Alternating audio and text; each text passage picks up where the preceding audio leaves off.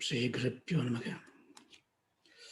Guru Brahma, Guru Vishnu, Guru Devo Maheshwara, Guru Sakshat Parabrahmam Tasmai Shri Guruve Namaha.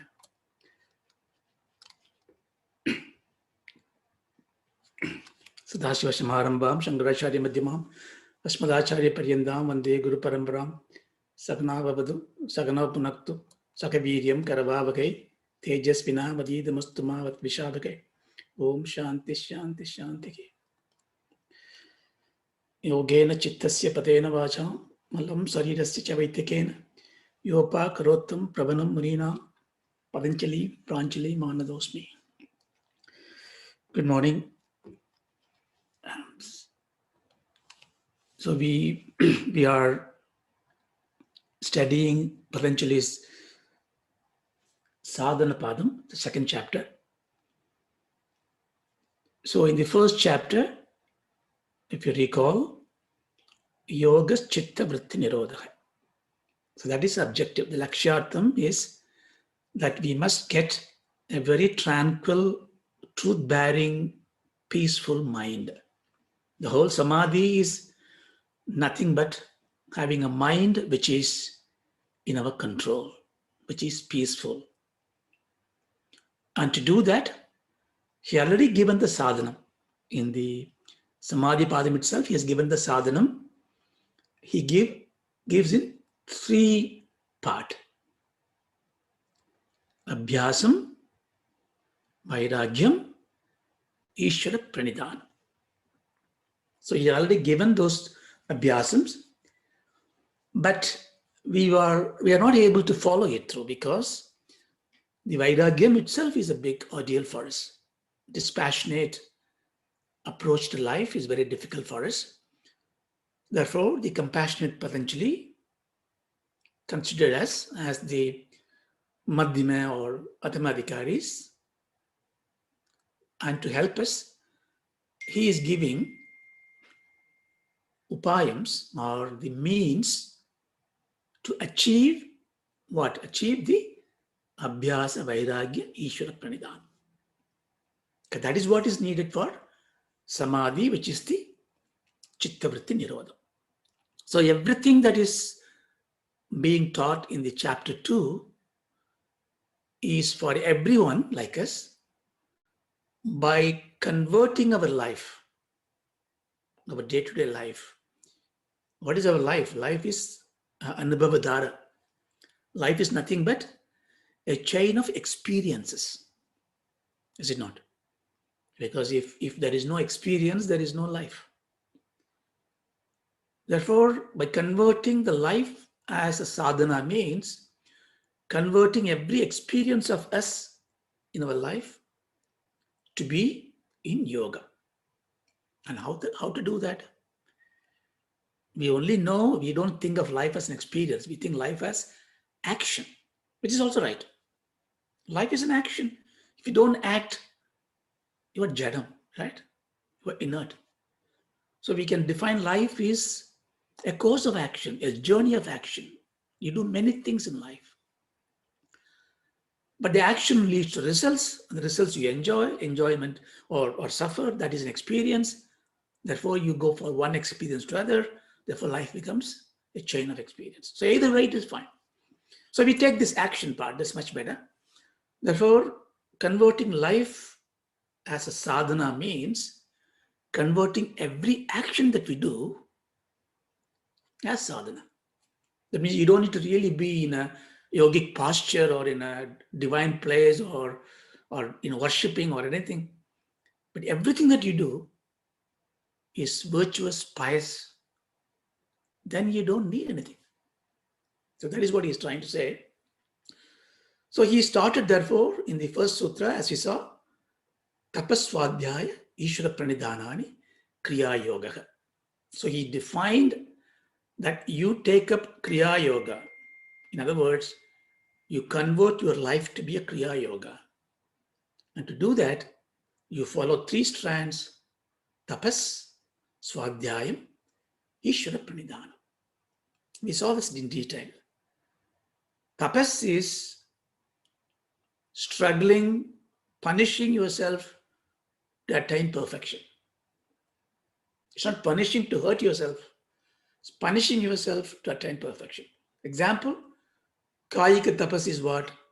Not feeding you, your stomach is full of food, so that the system cannot digest. What happened? The brain shuts down everything else and you become dull and it is spending all the energy to digest a dump of food that you put in there. That is punishing, hurting. No. But you punish differently, that you give them only half the food. Or you fast. Fasting is very good thing for the body. So we saw all those things. Kayaka tapam, vachika tapas. See, tapas generates heat. Heat is energy. Heat is an absolute consumer of anything. Heat is knowledge. Heat is light. So by doing tapas, you radiate. Your body is, temperatures are rising, it is digesting, it's consuming, it's listening, it is effulgence is there, radiance is there. Now, when you do all that, you do with the swadhyaya. Swadhyaya means, the literal meaning is literature study, scripture study, but this is more importantly, swadhyaya. Learn about yourself. Who am I? Vedantic knowledge. So tapas, a very clean life. Swadhyayam, understanding Vedantic truth, studying them, listening to them. Ishvara Pranidhanam. Everything is Ishwararpanam. The work I do is for Ishvara. The prasadam I get is Ishvara prasadam. So we saw all that. So Kriya Yogam is what we need to do. There's no excuse, because this you cannot say I can't do it, because this is an attitude change. So then you say, if we do that, what is the benefit of the Kriya Yoga? He said, if you do that, Samadhi Bhavana Arthaha. Samadhi Bhavana. Here Bhavana means Utpatti, creation. So whatever you learned in the chapter 1, Samadhi, that will be created for you. Arthaha, the means to attain Samadhi is by Kriya Yoga. So Kriya Yoga is things you do to change your attitude. And attitude is very important in life. Attitude defines you, not how you dress up, not what kind of a branded shirts you wear. No, that's not defines you. Attitude is that which defines you, because attitude makes you behave differently. So that changing, therefore, this is the pure makeup. This is the true dressing up of your character. Okay, but that happens over the period of time. But immediately, instantly, you start giving benefits. That is called Klesha Tanukarana Artha. The word cha is there. 2 benefits. Samadhi Bhavana Artha in the long term. Klesha Tanukarana Artha. Tanukarana means weakening, diluting it. So it is dilute something. Dilute what? Klesha. What is klesham? Klesham is that which generates klishtaha vritti. Vritti, that is grieving. So he's basically giving you solve the root of the problem. You can get all those wonderful achievements if you can address your kleshas. To address the klesha, why can't he say, klesha nivrityartascha? He would have said that. This is klesha tanukarana. See, Patanjali does not waste any word, any letter. Klesham is like a huge tree. It's a samsaram, it's klesham. Samsaram is tree, like Bhagavan says in Gita. A huge tree. But if you need to cut a huge tree, what do? You don't go with a knife and start cutting the root. No. What do? You go and cut the branches. No, cut all those things. What you are doing is, you are doing tanukarnam. You are weakening the tree. Cut all those frills of leaves and branches and everything. Then it becomes weaker. So same way here. So therefore, what the Kriya Yoga does not remove the klesham. This you must understand from this. But Kriya Yoga makes you to weaken the klesham. And we're going to learn how to remove it completely. But we must follow the teacher. He says, weaken it. Okay, I understand this. So this we saw in detail. Then we asked the question, what is a panchaklesha? And he said, avidya, asmita, ragadvesha, abhinivesha, panchaklesha. So avidya, asmita, avidya is nescience, ignorance. Asmita is the egoism. Ragadvesha is attachment and aversion. Abhinivesha is fear of death or love of life and all that. So he enumerated this, and he did not explain that, but we also got the enumeration. So we saw that. So we are going to deal with this 5. The 5 need to be tanukaran. We need to really weaken them first. Then he said in the next one, avidya kshetram uttaresham prashupta tanu vichinna udarana. I'm just going through very quickly. So because last week we didn't have a class, you might have forgotten it. So I just want to take a few minutes to bring back into the momentum. So avidya kshetra. So after enumerating the 5 kleshas, just keep it in mind, because if you listen intently, you don't need to really study again. It will go into your mind.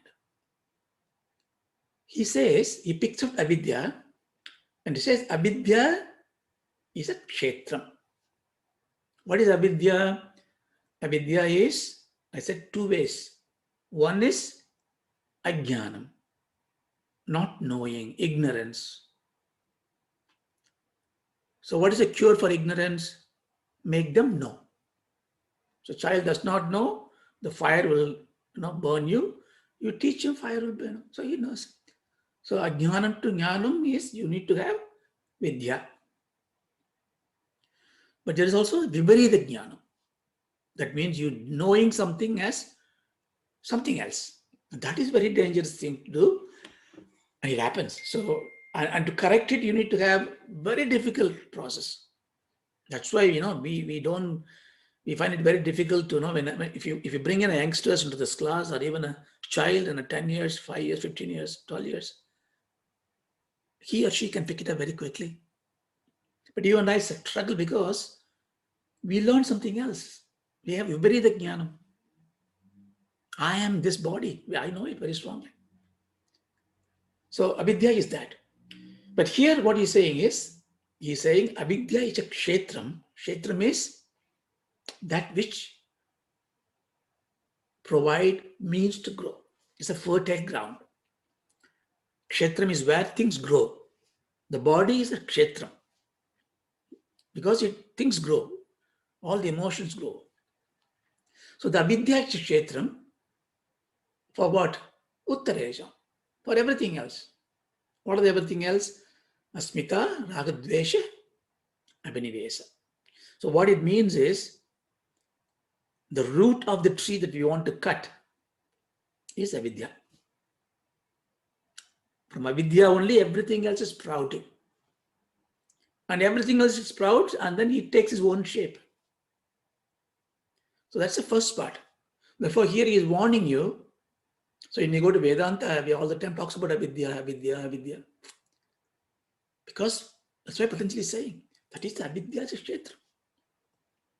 So avidya is not book knowledge. Avidya is not memorizing the Kathopanishad or Vishnu Sahasranam backside, upside down. It is knowing who you really are. Then the second part, he said, well, the avidya kshetram, not just for sprouting it, like if you take a tree, an apple comes as a flower and becomes a fruit, and then it comes out of it, and the fruit can be on a ground, it can rot, it can go into so many places. So all this manifestation of things happening, avidya is a kshetra. And he shows the manifestation to 4 parts. Prasupta, Tanu, Vichinna, Udarana. For what? Uttaresham. Uttaresham is what? Asmita, Ragadvesha, Abhinivesha. So if you take any of those four, for each one, they are in a Prashupta state, Tanu state, Vichinna state, Udaharanam state. What is Prashupta state means? See, Patanjali brings so many words, but he does not really tell you what these words actually mean. You go to dictionary, you can't find the meanings of it. So you need to really learn from the great scholars who has interpreted that. Like Prasupta is one word, Asmita is another word like this. And we are learning through Vyasa Bhashya. So it is very interesting because this Vyasa is also may not be the Vyasa of Veda Vyasa or not the Mahabharata Vyasa. Because anybody who assembles things are called Vyasa. In fact, there are 28 Vyasas are listed. Bhagavata Puranas are written by Vyasa, but Bhagavatam, some of the Bhagavatams came very late.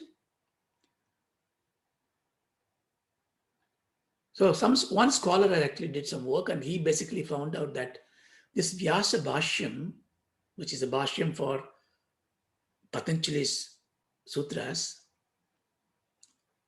are done by Patanjali himself. Because he has written, as we know that Patanjali did three major things.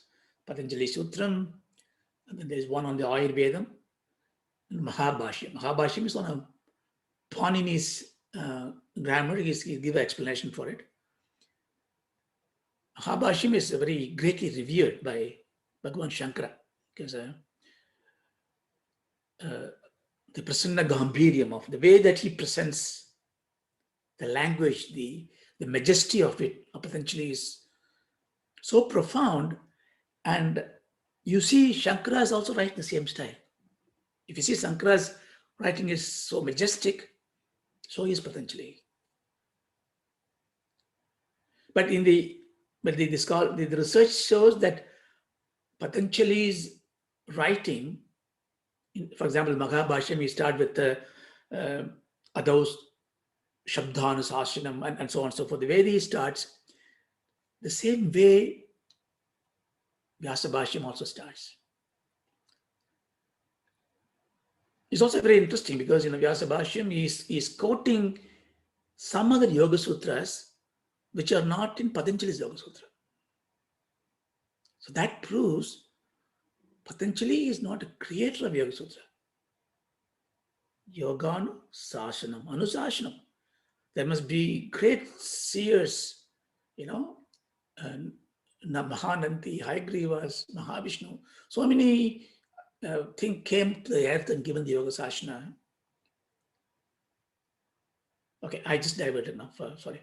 So say that the Prasupta, all these words, dictionary meanings are not appropriate. Here, Prasupta means dormant. So if you take Ragam or anger, it is dormant. You don't even know that you have angry. Sometimes you get angry, it's not express itself. Sometimes it expresses, but it is not fully effective. Sometimes you are looting the place because you are really angry, you are out of question. So in all these four cases, avidya is a kshetra. You understand? So sometimes you can't just say, look, I have suppressed all my anger. I go to yoga class and I learned to control my emotions. So what do? If somebody is scolding you, you are controlling it.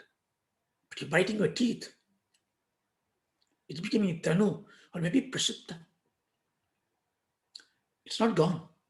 It is bottled up. It may come out any day. So when it bottled up or when it's coming out, all that is because of avidya. So that is the essence of that. Then he explained what is avidya. Then after that, he's going to explain each of them in his own words. This is where we are. I think we did this one as well. So anitya, asuchi, dukkha, anatmasu, nitya, suchi, sukha, atma, khyadi, avidya. In his impeccable style, he defines anitya. What is avidya? Avidya is quite simply whatever is not eternal, whatever is not pleasant, whatever is grieving, whatever is not yourself. But if you think that is eternal, that is pleasure, that is yourself, that is clean, then it is avidya. So you can have 4 position and 4 wrong interpretation. Anitya appears to be nitya, asuchi becomes suchi, dukkha thinks sukham, anatma thinks atma. But we can do in another way, we can interpret this. Anatmasu atmakyadi avidya. If you just take that one, I think Shankara just take that one because he even compresses the sutra.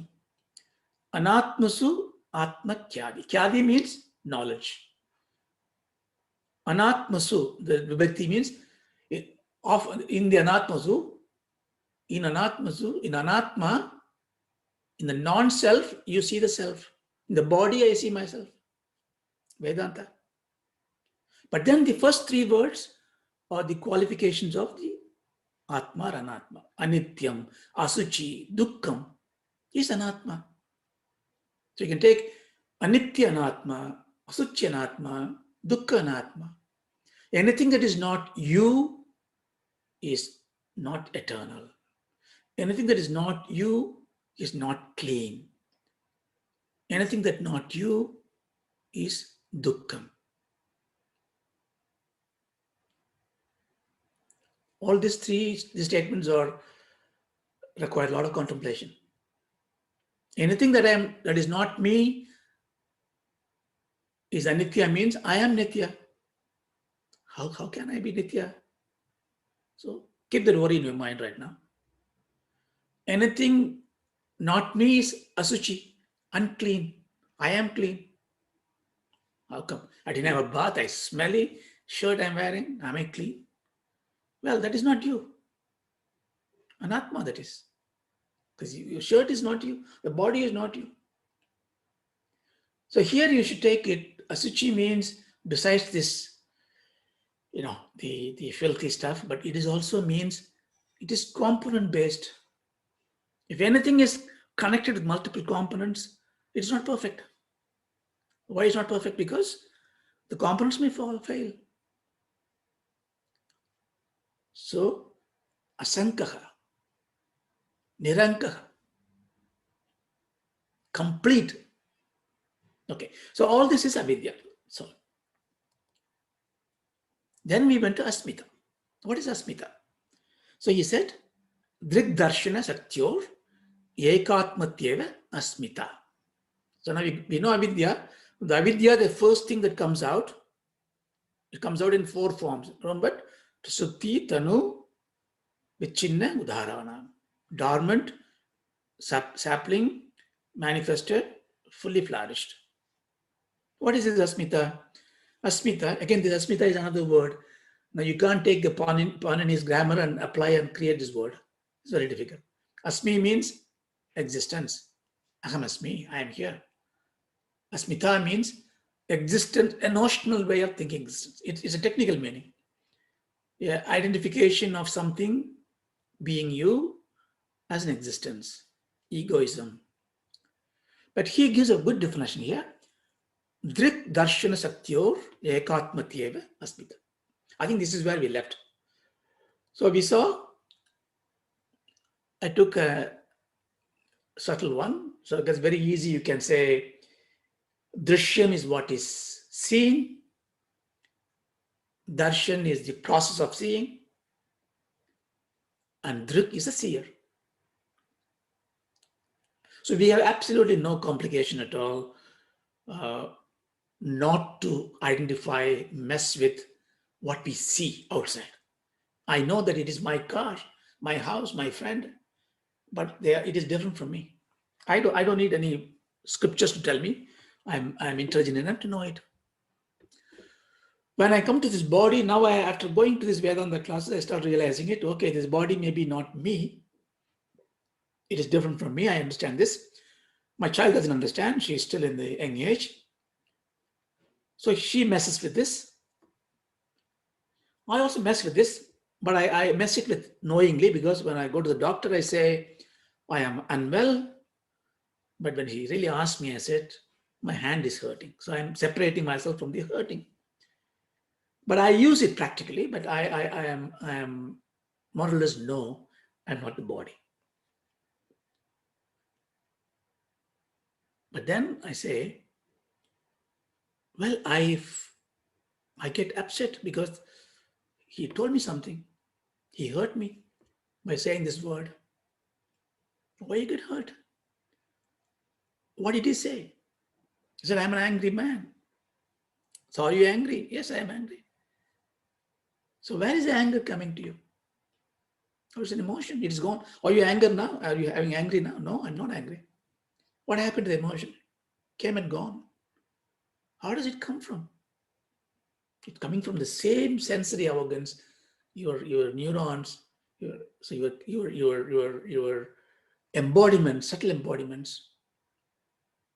These are the powers of expression. Your anger is an expression, like a words. You give an angry look.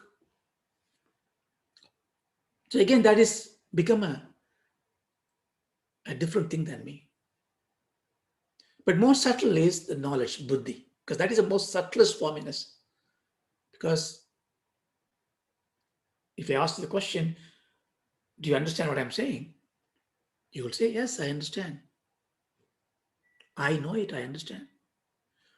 And when you say, I understand, I know it, it is your buddhi that knows it.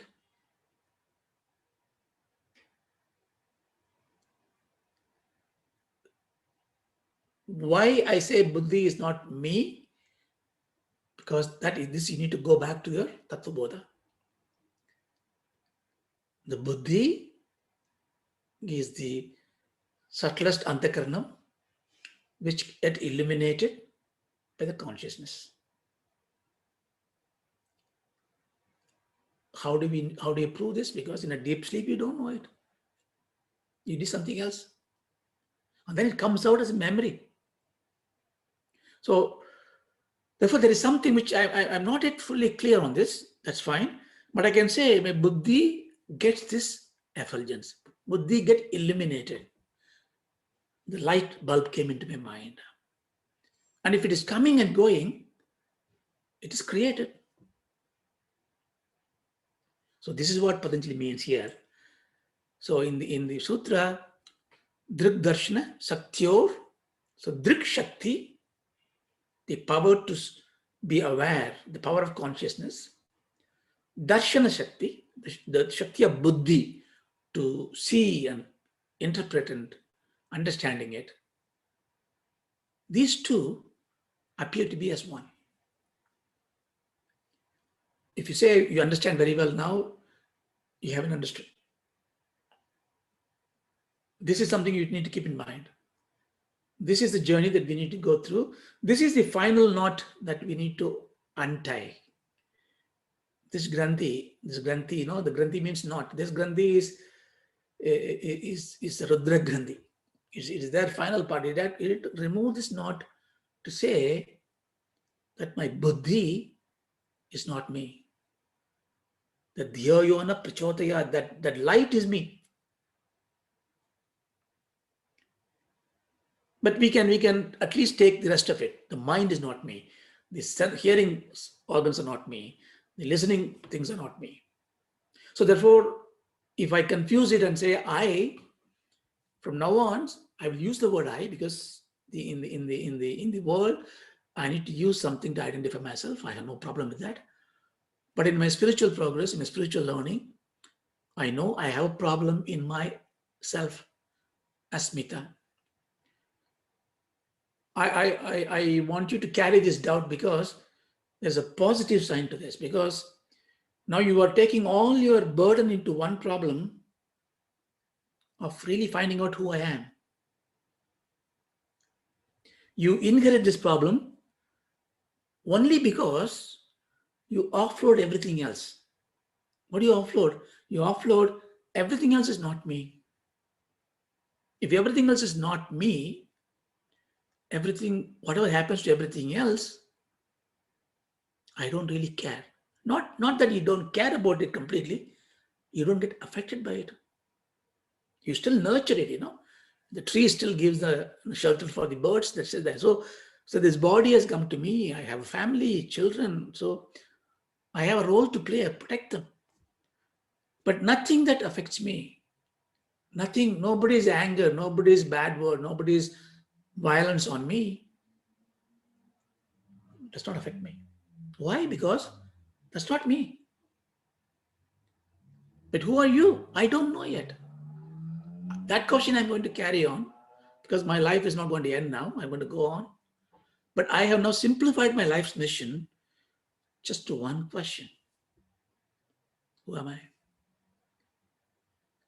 So this is what we should derive from this. So asmita, therefore, is a necessary badge that you hold. Like you when you go to job these days, you have an employee badge, that lets you go in there. You carry the badge. The world is, I carry the badge. I am Raja, Balaji, Lakshmi, Raju, whatever your name is. You go around, this is me. I do this. You can say, no problem.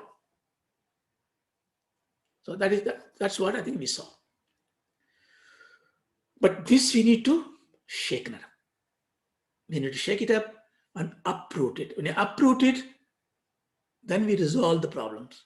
So this is an eternal problem, not eternal problem, the huge problem which will be eventually surpassed. Okay. The thing is, when you go to Vedanta, we don't solve this problem with an answer, but we dissolve this problem. The problem is not there anymore. So that's a surprise that we need to wait for in the future classes. So now we take this klesha as asmita. Okay, I think we saw until here. Next one, Shuka. Shuka Anushai Ragaha. Sukhanushai Ragaha. Okay. Well, what is Ragam? Ragaha. Ragaha is the attachment. Ragam means attachment, variety. Here he says, it's defined very beautifully. Sukha means pleasure. Sukha Anusayi Ragaha. Anusayi means the sha means lying, sleeping. Anushai, which is also with this, which follows, which is resultant of that. So whatever follows the pleasure is attachment. So if you have an experience or a result that gives you pleasure, what follows there is an attachment. It's common sense. You really don't need to explain. What are you attached to? I'm attached to this because it gives me pleasure, joy. If we ask the question, why are you attracted to joy and pleasure? You wouldn't know the answer for it. You know it as a Vedantic student. Because why? Because your true nature is what? Unblemished, unadulterated happiness. What is the word for it? Ananta, Shanti. When you say Shanti Padha, Om Shanti, Shanti, Shanti. You are looking for that, your own nature of joy. But we are not talking about that here. You're talking about the Sukham. Sukham means, sensory pleasure is called, there is in brain secretes something called the dopamine. When dopamine comes in, you get sensual pleasure. It excites you. Then you want to go and have that food or that activity, whatever that triggered your dopamine secretion, you want to go for it. Cigarettes or drinking, somebody addicted, because it gives you that pleasure. But even that is not, even medically, that is not you really need. So you need something called happiness in you. That is also happening. There's a chemical reaction. Serotonin. There's another uh, hormone that secretes. When you're happy, your brain full of serotonin. You feel composed, balanced. When you have stress, you go to the psychologist. They'll tell you, okay, what is the reaction? They look at your pleasurable actions and the grieving actions and try to slow it down. You see, when you get excitement, pleasure, people die on heart attack. I know on one story before, you won a big lottery ticket and millions of dollars you won, and you died at the moment.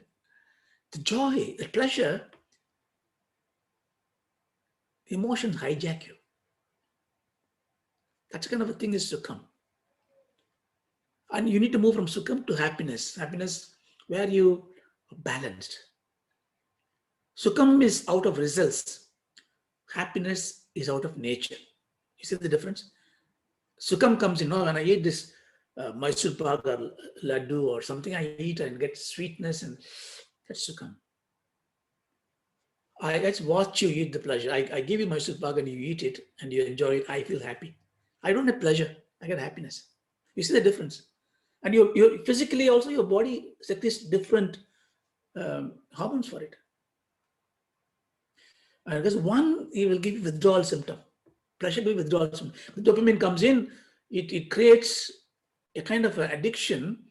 And if it doesn't come out, you get stressed up. Serotonin like that. Happiness is not like this. So in our life, we should convert pleasure to happiness. So that means I'm not saying that you should not eat the sweet and give it other sweets to others, but I'll give an example there. So you can see, you know what I mean. So in many things in life, it's a particular state of action, you feel blissful, happy. So here he says, whatever is making you pleasurable, and if you go after this, that becomes raga. It's a klesham. Why is that? Because I get pleasure. Why can't I be attached to it? Because the consequence of pleasure is that grief. Because fear will come, disease will come, because it is hijacking your emotions. So this is a klesham. So this we should avoid. Again, Patanjali is going to give you methods by which we can tanu karanam and then nivarti.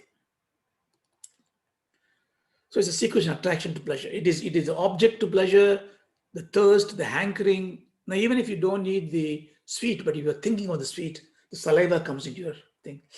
I feel like eating it. That's a pleasure. So that's an attachment.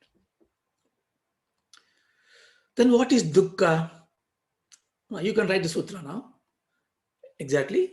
Dukkha anushayi dvesha. So what is dukkha? What is dvesha? Dvesha. There means aversion. Attachment and aversion. Here you're talking about not detachment as an opposite, here aversion as a counterpart. Dukkha anushayi dvesha. Dukkha is sorrow, grief. Anushayi, which results in sorrow, on which you have dvesham. Dvesham is a hatred, aversion. It's a big subject. Why we hate somebody? Is it it's a condition, or is it you hate somebody because is it your motive, or is it your attitude, or is it your syndrome? Science doesn't know it yet. They're researching it. Why somebody hates somebody else? Sometimes there are events trigger hate because you said something wrong to me, because my aspita is udharana, is flourishing, and you hurt my ego. Hurt. So there are event-driven anger. So the dukkha, dvesha comes from dukkha, but dukkha and dvesha, in between, so many things happens. Kama, krodha, lobha. See, for example, when you have sukham, money gives me happiness. I want to amass money, give me money. But I didn't want to go. I don't want money to go because my sukham will go. So I have fear. then I hold on to that lobam. Lobam is dukkam. See, sukham leads to dukkam, and dukkam leads to dvesham. So anything that is taking away my possession, I get dvesham. Dvesham is like sukham. Dvesham is also very eroding character. There is absolutely no need to have dvesham on anybody, because you may not like somebody's action,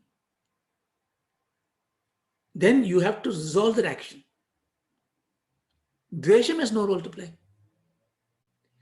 As student of Vedanta, you cannot, because if you hate the person, you hate yourself, because you are not different from the person. In life, if you find something happen, I find a bad luck because this person comes in, or this person came and then gave me trouble. That person come to you to give trouble because that nuclei of grief, dvesham is in you, in prasuttam. That is coming out.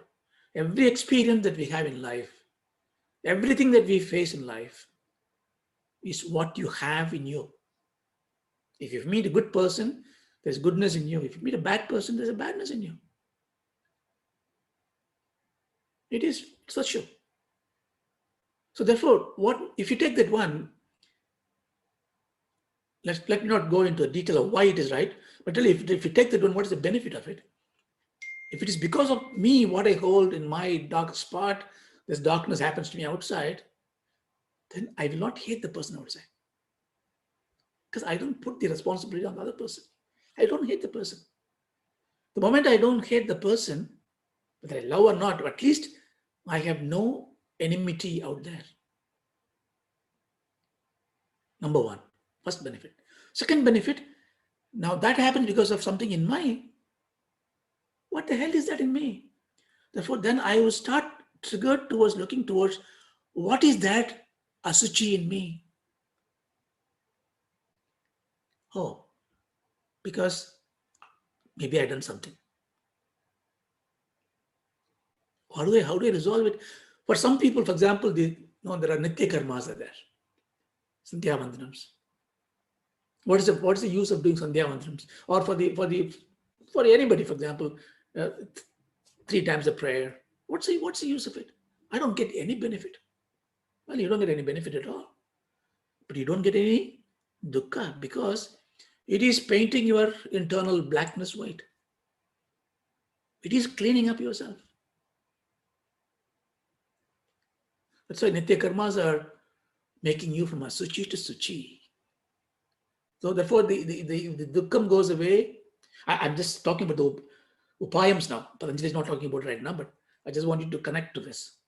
So here he simply says dvesham is an aversion on things that continuously keep on giving you sorrow.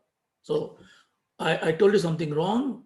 You don't like what I said, but you don't hate me yet. But I keep on doing the same thing. Then you start hating me. So this is anusai. So wherever you see this repeating. So like sukham and dvesham, both are on the repeated experience of good and bad, joy and sorrow that happened to you. But you should remember one thing in this, because if it is happening anusayi, what is the knowledge that gives you anusayi that it is happening? Hey, today you told me that word.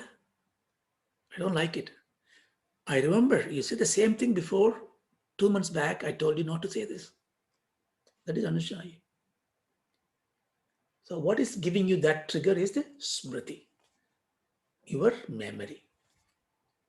So you can see the sukham and dukkham is coming from which vritti? Smriti. That's why, when the child doesn't really feel, sukha dukkham in that way, because this memory is not developed yet.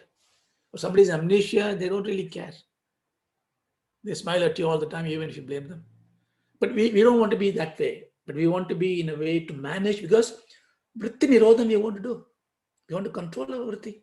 Now the insight we got from this, for the sukha dukkham or sukha dvesham, to control it, the vritti I need to control is smriti. So we'll see it later.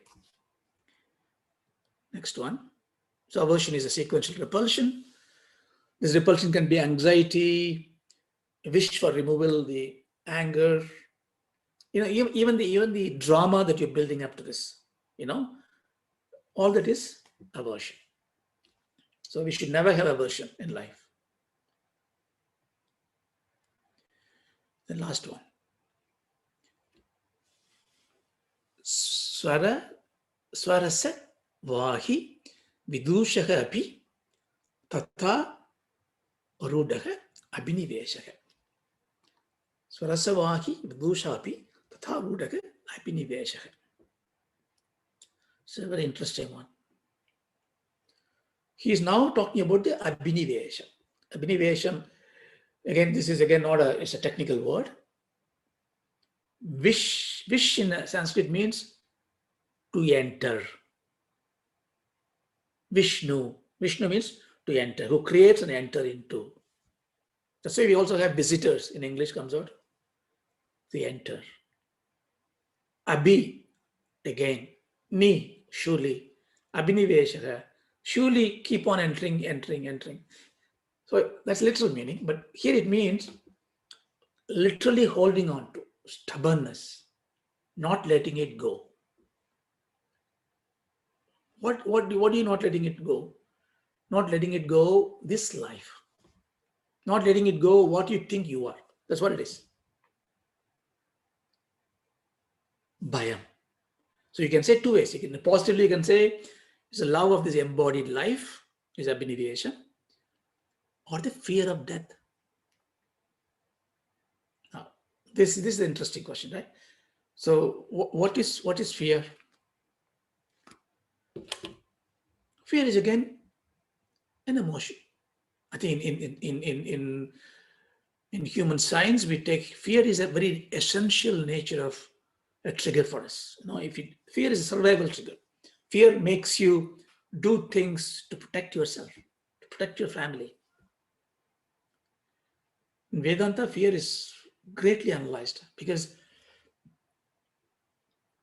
everything else finally leads to fear. And what is that fear of? Fear of everything, which is the insurmountable fear for us. It's a fear of death. You can simply say, no, I'm not afraid of death. And the moment a snake comes to you to bite, and you know it, you run away. Everything, even a mosquito, a little ant, anything want to save itself. This is a very natural quality. I mean, the fear comes in, again, the body reacts to it. In your temporal lobe, there is something called amygdala. Amygdala is like a almond-like gland on both sides. It hijacks the whole brain. So it simulates the hypothalamus. It just creates, and it just takes away everything what the brain can do when the fear comes in. The first reaction in fear is freeze. Just freeze. All systems stop. And then you slowly develop and you escape, run, or you fight. But all this happens later. But you see, what happens, physical reaction itself is when the fear comes in, again, it's an emotional hijack. It just takes you away completely. The whole system stops. Again, is fear emotion, or is fear is a natural reaction? But here in Master Patanjali, he takes everything, this is a consequence of vritti. But this vritti, this bhayam is something which is, you see,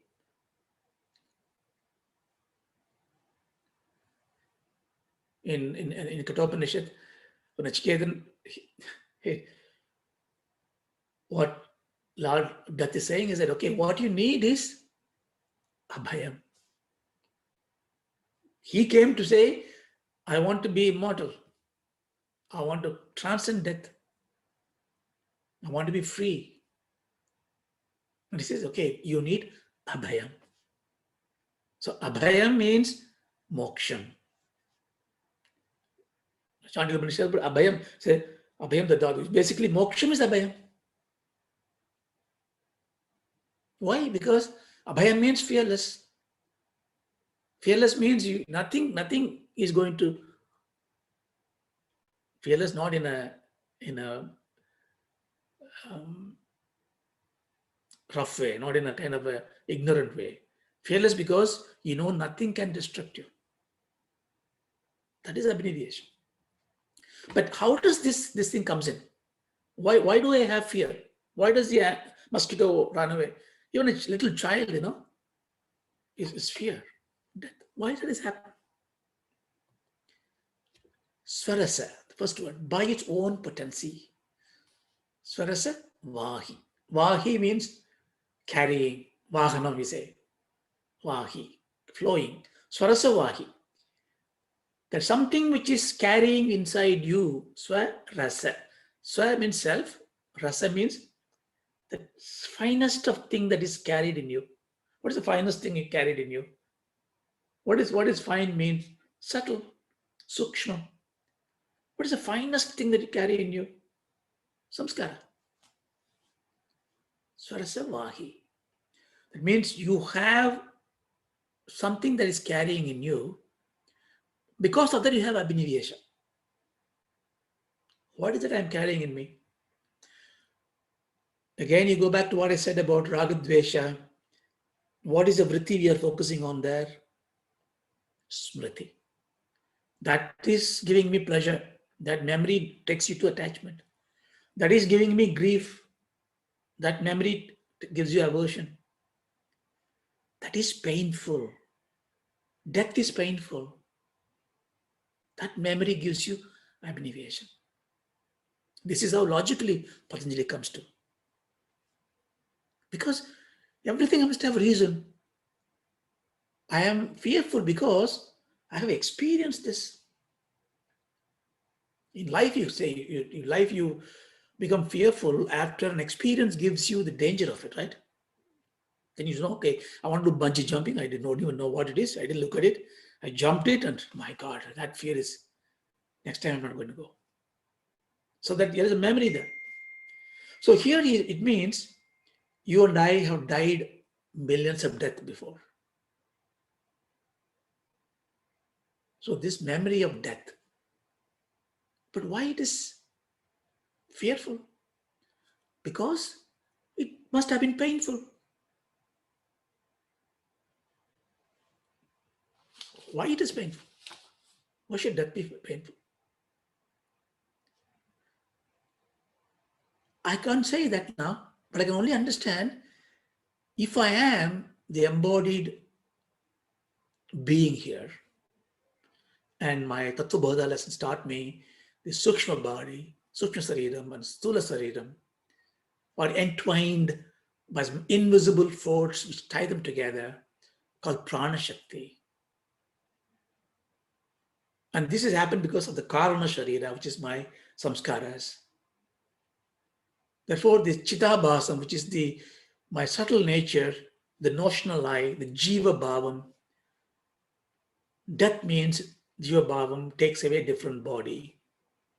So therefore, I must remove myself, the Jiva things, I must remove myself from this physical embodiment.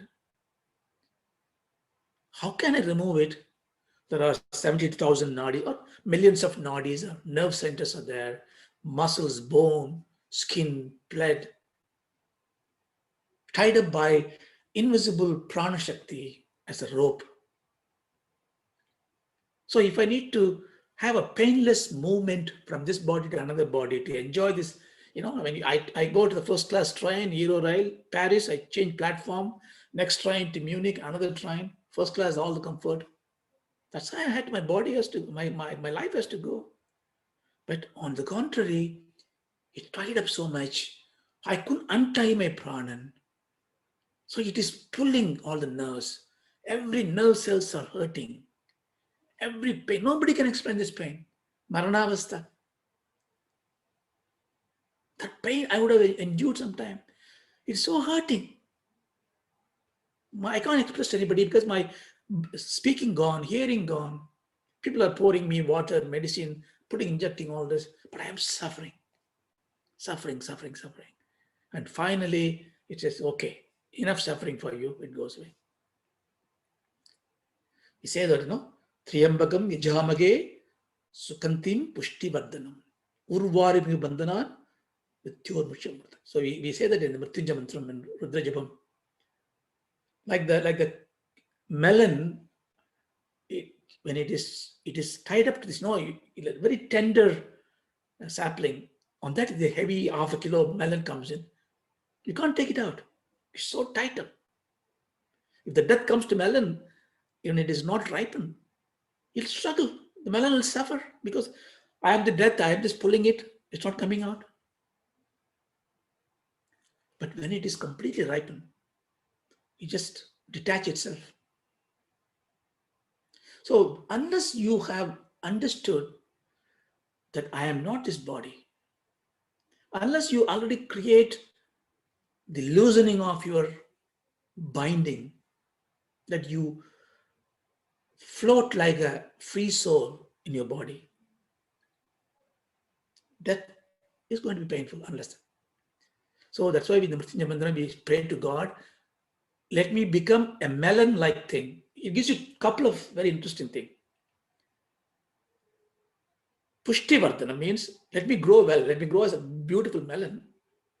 That means don't pick me when I am not ready to come to you. Oh, Lord of death, don't give me akala marana.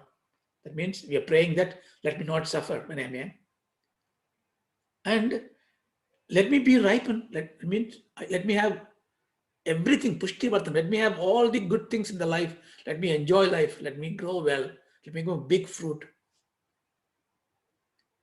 When you big fruit, you are not sweet to yourself. You're sweet to everybody else. So therefore, what it means is when I grow well means my existence gives happiness to others. It's not I am enjoying my life. My enjoyment is that I am being there. Everybody around me is happy. Therefore, I am growing as a beautiful melon. So the mantra says, Triyambakam nijamike sukandim pushtivardhanam urvarmiga bandhanat mrityur muksha amritat. So when I am completely ripened, why I am giving happiness to others? Because I have sweetness in me. The sweetness is known to everybody else. What is the sweetness in me? It is myself, my true self. How is it known to others that I am sweet? Because my conduct has changed. I don't have this raga dvesha. That means I have gone through the satsangas, I've gone through the yogas, I do the dhyanam, I do the Vedanta vicharam. I ask the question who I am. I haven't found the answer for it, but the very question of going in the direction made me completely disengage with my physical body. I am free. Death cannot touch me. It can touch me. It's like I will just go like a smooth traveler from train A to train B. Now, all this is not said here. Here what is said is Swarasavahi. So the memory of my death pain gives me abnegation. Well, okay, it gives you because you are a fool. But I go to Vedanta class, I understand Vedas, Vedantas, I know life is temporal. Would it give me fear yet? And he says, Vidusha happy. Even the learned would do. Why is this? This is a contradiction. Okay, we get two meanings to this. First meaning is, okay, the ants and bugs and the bees and the goat may fear of death. I am a man. No, because you are a Vidusha. Vidusha means learned one. So you are learned than the animals. Therefore, but I am also getting fear. But another meaning is knowledgeable person who has studied Vedas, who's studying Vedas. They also get the fear. Why? Yagyavalkya, Janaka, Abhyam Darshan. You got an Abhyam. He was fearless because you got a thing. Whereas others, great saints, want to protect their life. Surabhadman does a lot of penance and say, let me not be killed. Be tusha happy. The reason is, all this is still there.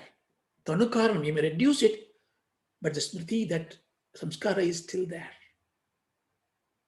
You are still in the samprignada state. Samprignada has not come through. You're not given up yet. So that is called fear. Tada rudaha. Ruda means that which is well established, well known. It is known in everything. So you can take a positive way, love of life or a fear of death. So therefore, let us not fear death. Let us not have worry about it, because we will never die. We will just transit from place A to B, but our transition has to be very smooth. To do that, I need to be very beautiful in inward and outward. The only way I can be beautiful is I am nice to everybody else. I'm a happy person. So that's what I think the whole insight of this one. Just one more and then we can stop it. So now we got 5 kleshas. Avidya, asmita, ragadvesha, abhinivesha.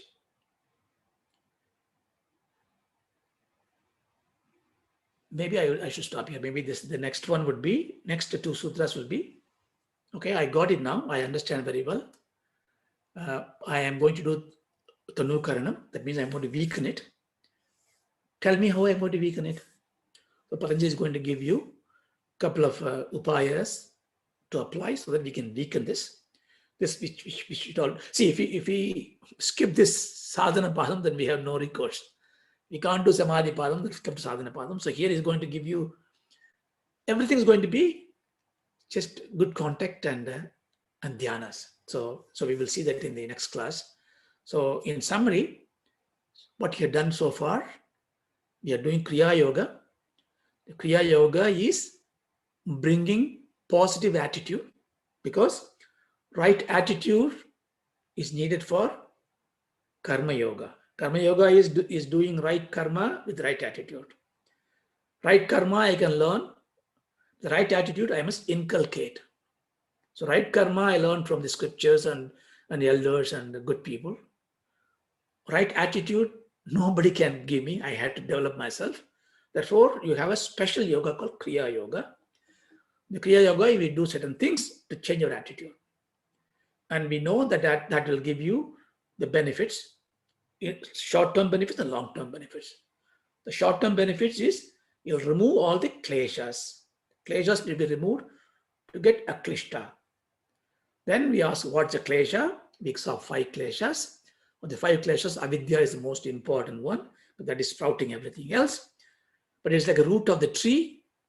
So the root of the tree I cannot dig, so I branch it out. I cut down the branches. So Tanu Karanam I must do for each one of them. What are each one? Asmita, Raga, Dvesha, Abhinivesha. So in this, the foremost fear is the driving force. Raga, Dvesha is the day-to-day affairs. Asmita is our inborn false notional identity. So we are going to learn the upayas, how to weaken them, and then how to destroy them. We stop there and we take the Shanti part. Om Ashadoma Satgamaya.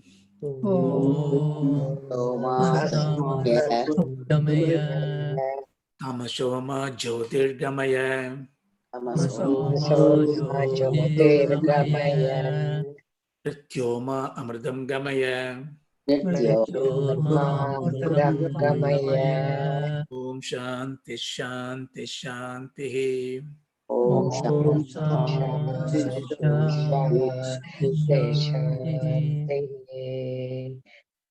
Thank you. Thank you very much. Thank you. Thank you. Thank you.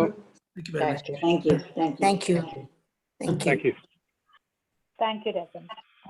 Okay.